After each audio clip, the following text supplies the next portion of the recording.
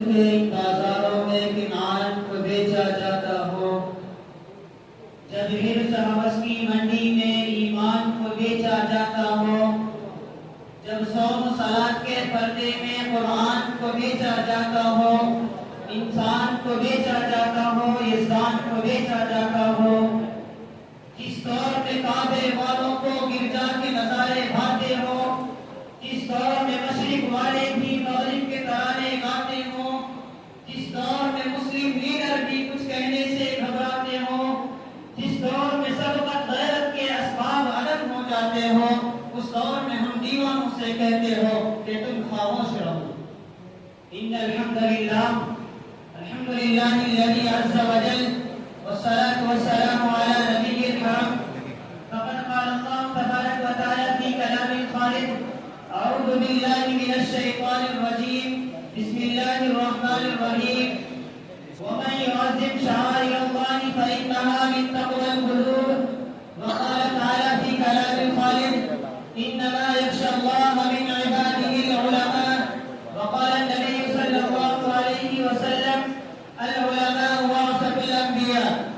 صدق اللہ العظیم۔ یہ مدارس کیا ہے ان کو بتانے کی ضرورت ہے، یہ مدارس کیا ہے ان کو بتانے کی ضرورت ہے، مدارس میں لا کر ان کو پڑھانے کی ضرورت ہے۔ مدارس میں لگے تالے یہاں جو لوگ کہتے ہیں،